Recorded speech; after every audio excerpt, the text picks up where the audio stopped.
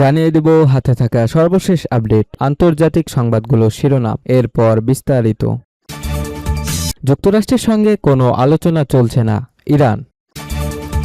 আরও জানিয়ে দেব ইসরায়েলের 2 গুপ্তচরকে ফাঁসি দিল ইরান।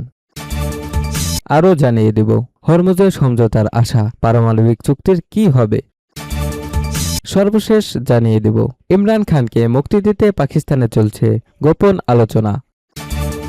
যুক্তরাষ্ট্রের সঙ্গে কোনো আলোচনা চলছে না, ইরান। যুক্তরাষ্ট্রের সঙ্গে বর্তমান কোনো আলোচনা বা সমঝোতা হচ্ছে না বলে সাফ জানিয়ে দিয়েছে ইরানের পররাষ্ট্র মন্ত্রণালয়। এক প্রেস ব্রিফিংয়ে মন্ত্রণালয়ের মুখপাত্র ইসমাইল বাঘাই স্পষ্ট করে বলেন যে তাদের পক্ষ থেকে মার্কিন যুক্তরাষ্ট্রের সঙ্গে কোনো ধরনের কথাবার্তা চলছে না। তবে হরমুজ প্রণালী ব্যবস্থাপনার বিষয়ে ওমানের সঙ্গে আলোচনা চালিয়ে যাচ্ছে তেহরান। ওমানের সঙ্গে এই আলোচনা অন্তত গঠনমূলক হয়েছে বলে উল্লেখ করেন তিনি জানান, এই আলোচনার মূল লক্ষ্য হল প্রণালী দিয়ে নিরাপদ যাতায়াত নিশ্চিত করতে একটি নতুন রুট বা চুক্তি প্রস্তুত করা। আঞ্চলিক ও বৈশ্বিক শক্তিগুলোকে ইরানের এই দায়িত্বশীল পদক্ষেপ অনুমোদন করার আহ্বান জানিয়ে বাঘাই আশা প্রকাশ করেন যে তারা একটি ইতিবাচক ও গঠনমূলক দৃষ্টিভঙ্গি গ্রহণ করবে। তবে তিনি সতর্ক করে দিয়ে বলেছেন, ইরানের বন্দরগুলোর উপর যুক্তরাষ্ট্রের নৌ অবরোধ যতদিন অব্যাহত থাকবে ততদিন হরমুজ প্রণালীর বর্তমান পরিস্থিতির কোনো পরিবর্তন হবে না।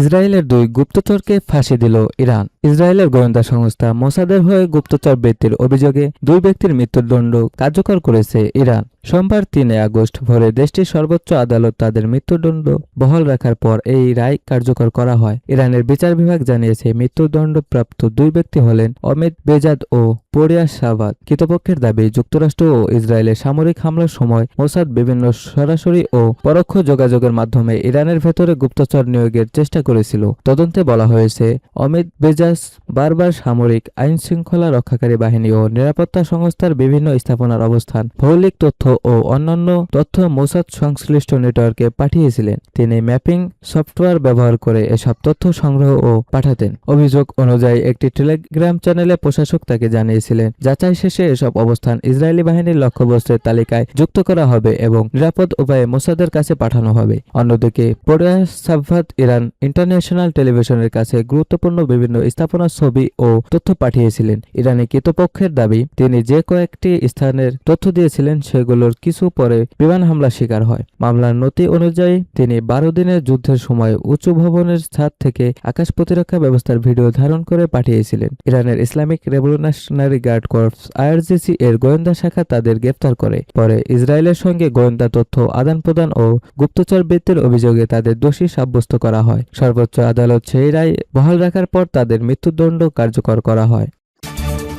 হরমুজের সমঝোতার আশা, পারমাণবিক চুক্তির কি হবে। হরমুজ প্রণালী নিয়ে যুক্তরাষ্ট্র ও ইরানের মধ্যে সমঝোতার সম্ভাবনা জেগেছে। একই সময়ে প্রশ্ন উঠেছে তেহরানের পারমাণবিক কর্মসূচি নিয়ে। যুক্তরাষ্ট্রভিত্তিক think tank council on foreign রিলেশনসের জ্যেষ্ঠ ফলে চার্লস কাপচানের মতে খুব সহজে হবে না এই চুক্তি। কাতার ভিত্তিক গণমাধ্যম আল জাজিরাকে দেওয়া সাক্ষাৎকারে কাপচান বলেন, মার্কিন প্রেসিডেন্ট ডোনাল্ড ট্রাম্প যুদ্ধের পরবর্তী কূটনৈতিক সমাধান চাচ্ছেন, কারণ চলমান সংঘাত তার প্রশাসনের জন্য ইতিবাচক এগোয়নি। তিনি ব্যাটফুটে আছেন। কাপচান বলেন, হরমুজ প্রণালী পুনরায় খুলে দেওয়ার বিষয়ে একটি কাঠামোগত সমঝোতা হতে পারে, তবে ইরানের পারমাণবিক কর্মসূচি নিয়ে এখনই কোনো বাস্তব চুক্তির সম্ভাবনা নেই। তার মতে, যুদ্ধের পর হরমুজ প্রণালীর পরিস্থিতি আগের মতো থাকবে না, কারণ ইরান এই জলপথকে নিজের গুরুত্বপূর্ণ কৌশলগত হাতিয়ার হিসেবে উপলব্ধি করেছে। যুক্তরাষ্ট্র ও ইরান উভয় দেশই যুদ্ধের ক্ষতির মুখে পড়েছে, তাই একটি সমঝোতার সুযোগ তৈরি হয়েছে। একই সঙ্গে সংঘাতে মধ্যপ্রাচ্যের বাইরে ছড়িয়ে পড়ার আশঙ্কা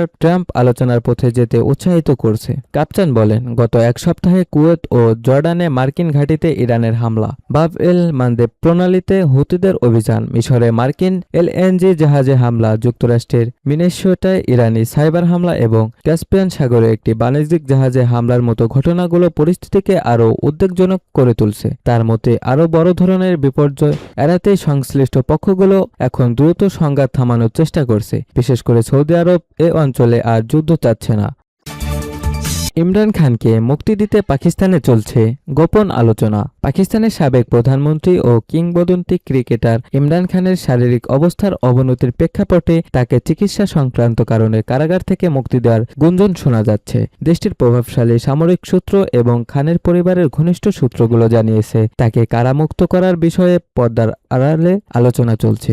রাওয়ালপিন্ডির আদিয়া জেলের নির্ভর প্রকোষ্ঠ গত 3 বছর ধরে সম্পূর্ণ বিচ্ছিন্ন অবস্থায় বন্দী রয়েছেন 73 বছর বয়সী এই নেতা। গত কয়েক মাস ধরে আত্মীয় স্বজন ও আইনজীবীদের সঙ্গে তার যোগাযোগ সম্পূর্ণ বন্ধ থাকায় এবং চোখের অস্ত্রোপচারের পর তার স্বাস্থ্যের অবনতির ঘটায় পরিবার ও সমর্থকরা গভীর উদ্বেগ প্রকাশ করছে। দ্য অবজারভারকে দেওয়া এক বিবৃতিতে ইমরান খানের 2 ছেলে সুলাইমান ও কাসিম জানিয়েছে দীর্ঘদিন ধরে তাদের পিতাকে বাইরে পৃথিবী থেকে বিচ্ছিন্ন করে রাখা হয়েছে এবং নিরপেক্ষ যোগাযোগের সুযোগ দেওয়া হচ্ছে না। তার আন্তর্জাতিক গণমাধ্যম বিষয় উপদেষ্টা সৈয়দ জুলফি বুখারীও একই সংখ্যা প্রকাশ করে অবিলম্বে তাকে মেডিকেল গ্রাউন্ডে মুক্তি দেওয়ার দাবি জানিয়েছে। এর আগে 2019 সালে বর্তমান প্রধানমন্ত্রী শাহবাজ শরীফের ভাই নওয়াজ শরীফের ক্ষেত্রেও অনুরূপ একটি চুক্তির মাধ্যমে চিকিৎসার জন্য লন্ডন যাওয়ার সুযোগ দেওয়া হয়েছিল। তবে ইমরান খানের মুক্তির ক্ষেত্রে দেশত্যাগের বাধ্যকতা, রাজনীতি থেকে দূরে থাকা এবং চুপ থাকার মতো কঠিন শর্ত জুড়ে দেওয়া হতে পারে বলে ধারণা করা হচ্ছে। বিশ্লেষকরা মনে করছেন 1992 সালের বিশ্বকাপ জয়ী ক্রিকেট দলের এই অধিনায়ক অন্তত আপসহীন চরিত্রের মানুষ হওয়া সহজে এই শর্তগুলো মেনে নেবেন না। মানবাধিকার আইনজীবী ও ইমরান খানের ব্যক্তিগত বন্ধু ক্লাইভ স্টাফোর্ড স্টিন মনে করেন ইমরান খান নিজের নীতিতে অটল থাকবেন এবং সামরিক নেতৃত্ব তাকে সহজে মুক্তি দেওয়ার ঝুঁকি নিতে চাইবে না। 2018 সালে সামরিক বাহিনীর প্রশ্রয় ক্ষমতায় আসলেও পরবর্তীতে সেনা কর্তাদের সঙ্গে বিরোধীর জেরে 2022 সালে অনাস্থা ভোটে ক্ষমতাচ্যুত হন ইমরান খান। এরপর থেকে তাকে রাজনীতি ও গণমাধ্যম থেকে মুছে ফেলার সর্বাত্মক চেষ্টা চালিয়েছে দেশটির সরকার ও সামরিক কর্তৃপক্ষ। বর্তমান সরকারের স্বরাষ্ট্র প্রতিমন্ত্রী তালাল চৌধুরী অবশ্য সামরিক বাহিনীর কোনো ধরনের সম্পৃক্ততার কথা অস্বীকার করে জানিয়েছেন ইমরান খানের মামলাগুলোর ফাইসালা একমাত্র আদালতেই হবে এবং মেডিকেল গ্রাউন্ডে তাকে জামিন দেওয়ার কোনো যৌক্তিকতা নেই।